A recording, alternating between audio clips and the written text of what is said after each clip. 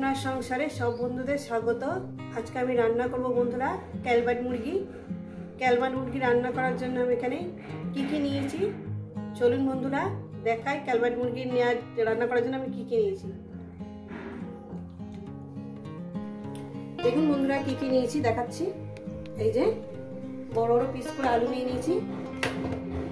নিয়েছি এখানে আপনার পেঁয়াজ কুচো, ধনে পাতা, আদা রসুন, টমেটো, আর এই হচ্ছে আপনার ক্যালবাট মুরগি। এই আমার লিখেছে। রেসিপিটি শুরু করার আগে বলবো লাইক করবেন, শেয়ার করবেন। নতুন নতুন রেসিপি দেখতে গেলে আপনারা চ্যানেলটাকে সাবস্ক্রাইব করে নেবেন। ঠিক যেভাবে খাই ঠিক আপনাদের সেইভাবে দেখাবো। চলুন রেসিপিটি শুরু করা যাক। এখানে আপনার দিয়ে দিয়েছি শুকনো লঙ্কা, কাঁচা লঙ্কা, গোটা গরম মশলা, হলুদের গুঁড়ো, জিরে ধনের গুঁড়ো, আর তারপর দিয়ে দেবো এখানে আদা রসুনটা এর মধ্যেই দিয়ে দেবো একসঙ্গে। বন্ধুরা দেখতেই পাচ্ছেন, আশা করি আপনারা দেখতে পাচ্ছেন বন্ধুরা। এই যে আদা রসুনটা আমি দিয়ে দেবো একসঙ্গে মিলিয়ে একটা পেস্ট বানিয়ে নেবো। এই যে দিয়ে দিলাম, একটা মিহি পেস্ট বানিয়ে নেবো। রেসিপিটা কিন্তু পুরোটাই দেখবেন আর কেমন লাগছে বলবেন। গ্যাস ধরিয়ে দিয়েছি, কড়া আমি বসিয়ে দিয়েছি। কড়াটা আমার গরম হবে। কড়াটা আমার গরম হয়ে গেছে বন্ধুরা। পরিমাণ মতন আমি তেলটা দিয়ে দেবো। আর রেসিপিটা কেমন লাগছে কিন্তু বলবেন। তেল দিয়ে দিলাম। এবার তেলটা আমার গরম হবে। তেলটা আমার গরম হয়ে গেছে। এখানে দিয়ে দেবো আপনার ওই যে লবণ আর হলুদ। পাশে একটু আওয়াজ হচ্ছে বন্ধুরা, ওই অক্সরা ফ্ল্যাটে পাশেই ফ্ল্যাট, জানলার উপরেই ফ্ল্যাট। দেখাবো একদিন আপনাদের। দিয়ে দেবো আলুগুলো। কিছু মনে করবেন না আওয়াজের জন্য। আলুগুলো সুন্দর করে লাল লাল করে ভেজে নেবো, কিন্তু পোড়াবে না, পোড়ালে দিয়ে দিলাম। সুন্দর করে আমি এটা ভেজে নেব। তো বন্ধুরা দেখতেই পাচ্ছেন আমি 6 মিনিট ধরে আলুটাকে আমি সুন্দর করে ভেজে নিয়েছি। আলুগুলো আমি তুলে নেব। ওই তেলের মধ্যে আমি তেজপাতা, সামান্য পরিমাণে গোটা জিরে দিয়ে দিলাম। কয়েক সেকেন্ড ভেজে নেবো। ভাজা হয়ে গেছে, তেল যেহেতু আমার গরম। দিয়ে দেবো এখানে পেঁয়াজ কুচো। বেশি এখানে পেঁয়াজ দিইনি বন্ধুরা, যেহেতু গ্রেভি আমি বেশি করতে চাই না। পেঁয়াজটাকে আমি সুন্দর করে লাল লাল করে ভেজে নেব। আর তেলের মধ্যে লবণ আছে আমার, লবণ আর লাগবে না।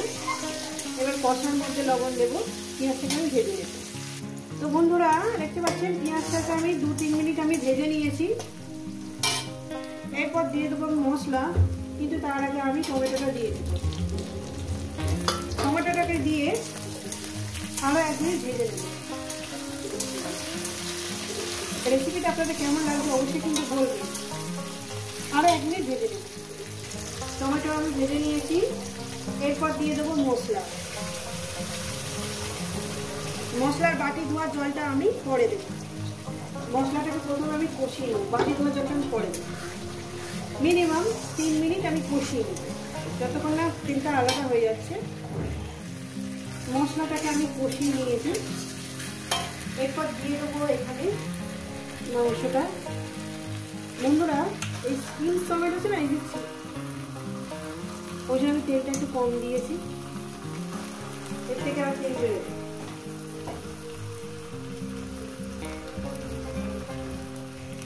দিয়ে ভালো করে সুন্দর করে কষবো।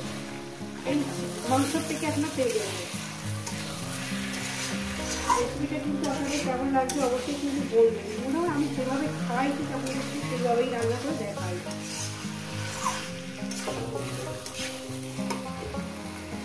দিয়ে দেবো এখানে সেই মশলা বাটি ধোয়ার জলটা সামান্য পরিমাণে দিয়ে। এবার মিনিমাম আমি এটা 8 ঘন্টা ধরে কষবো, না 30 মিনিট। 30 মিনিট আমি এটাকে রান্না করব। তারপর আমি এটাকে প্রেসার করে দেবো। যেহেতু খাসির মাংসের মতন প্রেসার করে দেবো। 8 ঘন্টা আমি কষিয়ে নেবো। তো আমি ফিরছি আরো আধ ঘন্টা পর। যদি জল লাগে কষানোর মধ্যে একটু জল দেব।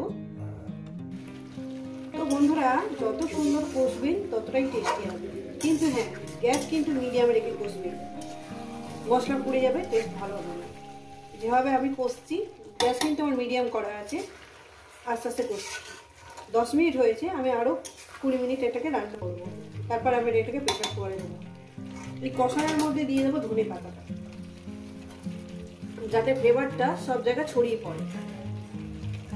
ধনে পাতা আমার পছন্দ বলে আমি দিলাম, আপনাদের যদি ধনে পাতা না ভালো লাগে দেবেন না, যাতে ভালো লাগে তারা দেবে। আমি অল্প করেই দিয়েছি।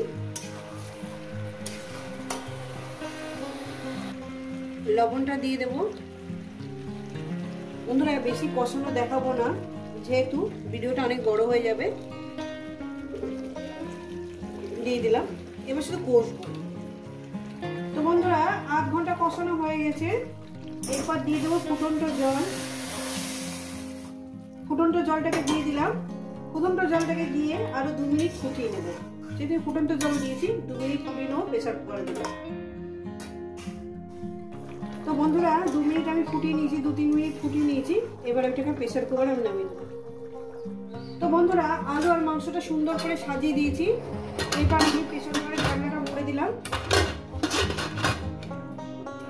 এবারে আমি মিডিয়ামেতে 2টো সিটি দেবো।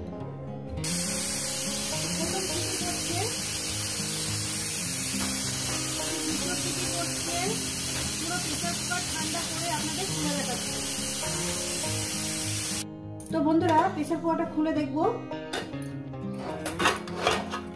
দেখুন বন্ধুরা কি দারুণ সেন্ট বেরিয়েছে, দারুণ খেতে হয়েছে।